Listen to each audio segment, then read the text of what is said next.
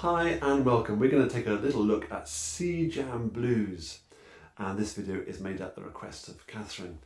It's on one of the ABRSM jazz lists. I think it's grade 1, and I've got that score in front of me here, and we're going to play it through. I've got a backing track ready, and we're just going to explore some initial ideas for getting that improvisation section going as well.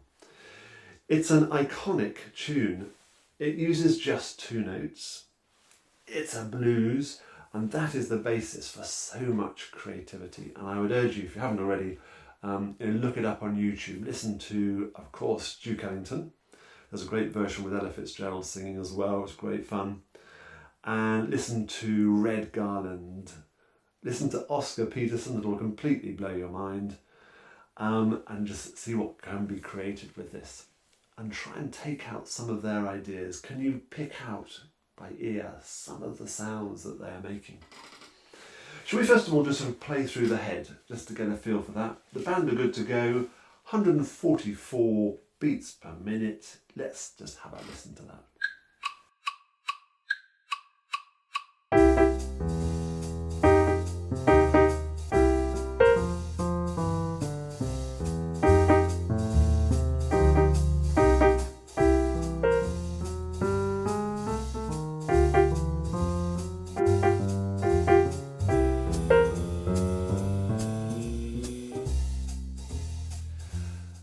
By the way, if you want a copy of the backing track, there's another backing track as well that we'll come across in a minute. They are on my Patreon page, and that track just has the piece right through, head, improvise, back, coda, end, at the exam ready tempo. I find to get that tune, the feel for that tune, I have to feel I'm sinking into the first note, and that very act of sinking into that one helps the second note be very light. And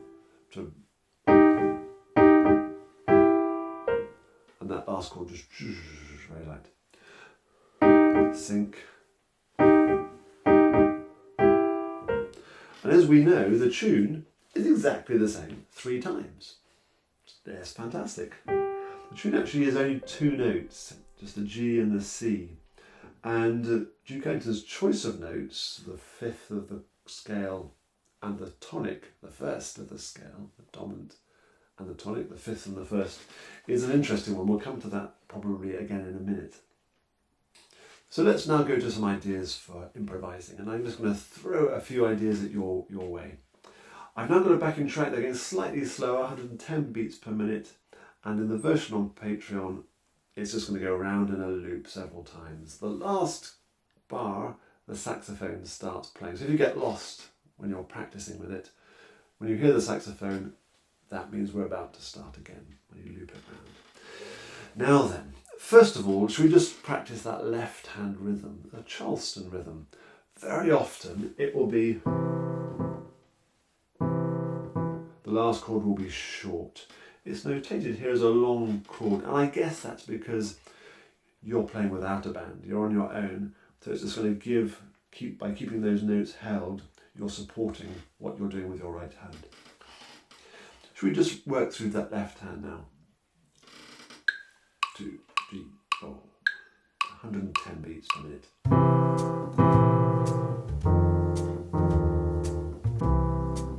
Just anticipate the 3rd beat.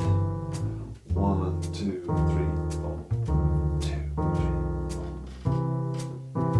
4. Helps give the piece its momentum.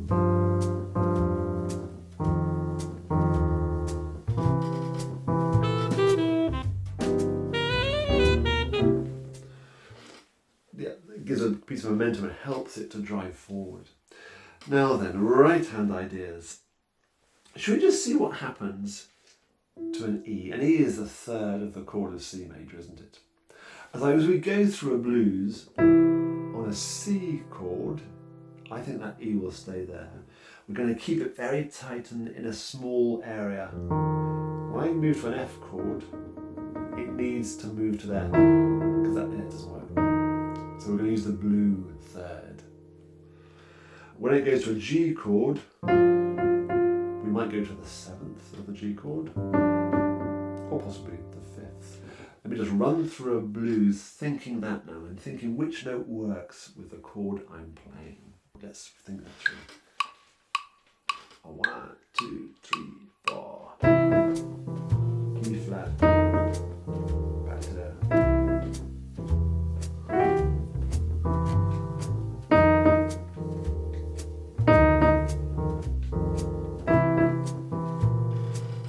G chord.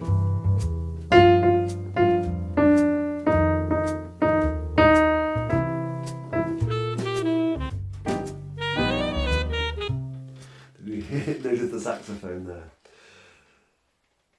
And what I was playing was just a little bit of thinking about analysis for a moment. The third of the chord, I was then playing the seventh of that chord, and I was then playing the seventh of that chord. The third and the seventh are called guide tones. They are absolutely at the fourth backbone for defining a chord and giving it its sound. If I play the third and the seventh with each chord, there's the third and the seventh for C, there's the seventh and the third of F. It'll sound like this. I'll let you sweat through that. Here we go. 1, 2, 3, 4.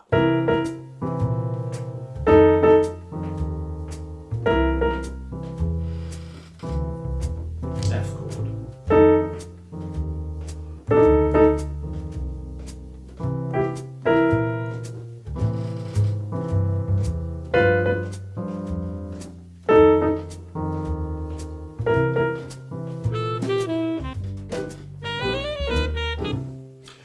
So it's not really a tune yet, but I'm just getting our heads around the harmonic structure and what's going on. And those are potentially useful notes for improvising as well. Notice I'm sticking really closely to the original rhythm of C jam blues. Now let's introduce the idea of a lick. A lick is a short melodic fragment, and to learn some licks and to build them into a repertoire that you can use and pull on, a language if you like, I think it is absolutely essential.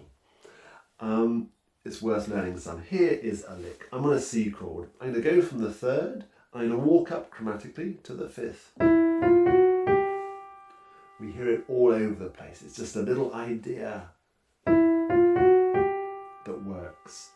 It's also quite handy with the left-hand rhythm, because the last note of it is on that second chord. So if you're struggling to get that second chord in, this will help. So I'm going to, again, it's an exercise really, I'm going to think through the blues sequence, playing that lick on each chord. 1, 2, 3, 4.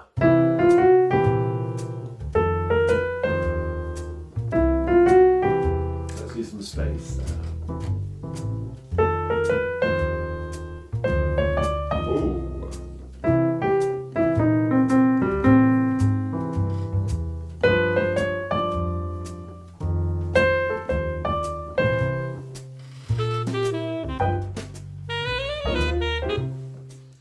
So it's starting, this is where I changed it slightly. I did on the F chord. You can also walk up from the 5th to the 7th. Yeah? And of course you can walk up, but you can also walk down. Yes? It's starting to turn into a shape that's a bit more tuneful. There's one lick. Try and create other licks yourself. What you can come up with? For example, we need to listen to lots of other people. Red Garland does a performance of this. He uses this lick, quite tricky. Basically a C chord with a 6th and that sliding note before it. And he uses it just before the beat.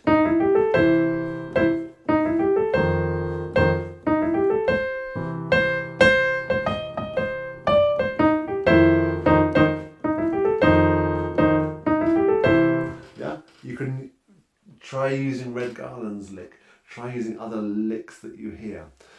Let's now have a look at what scale we could use throughout the blues. No matter what the chords are underneath, we're going to keep to the same scale notes, and the scale we're going to use is the blues scale. Can I assume you know your C blues scale? minor blues scale. There it is. And remember that C isn't only the top note and the bottom note of the scale, it's also in the middle. So access to the G and the B flat especially, I think, is going to be really useful. So let's see if we can just keep really tight in a small range of the keyboard and come up with some ideas to improvise over our left hand. Let's get the band going as well. Oh, 1, 2, 3, 4.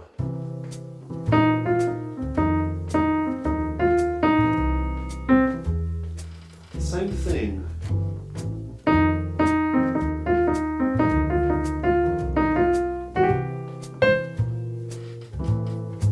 Same scale.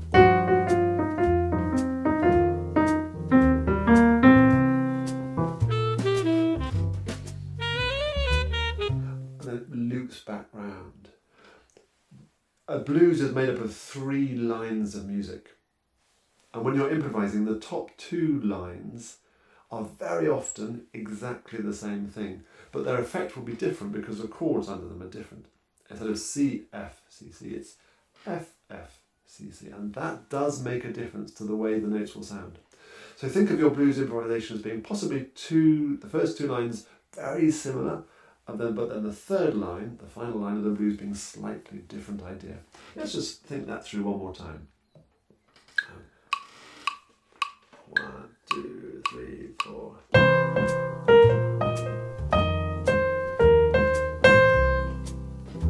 Same thing.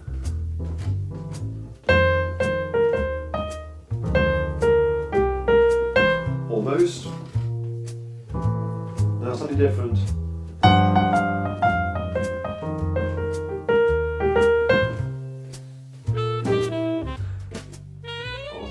I got the band really quiet. I didn't quite hear it there at the last minute, but you get the idea. So the blues scale will definitely be gold dust, and keep with that blues scale even if you get some really clashy, crunchy sounds. So to conclude, what have we explored? It's useful to know about guide tones, the 3rd and the 7th of each chord. Where are they and how do they move through the blues? It's useful to take an idea and move it through the chord sequence. I chose that one. Can you create another one? And thirdly, it's useful to just take a scale, the blues scale here, and stick with it, even if it's going to crunch and clash. And finally, that structure of the blues. A blues is 3 lines of music. The top 2 are the same or very similar, often, in our creative ideas. The 3rd one will be contrasting and different. And think of the melody for your blues lasting about the first 3 bars, with the last bar being empty or a little aside. Think of a conversation going on. And let me finish now with a blues that uses that concept.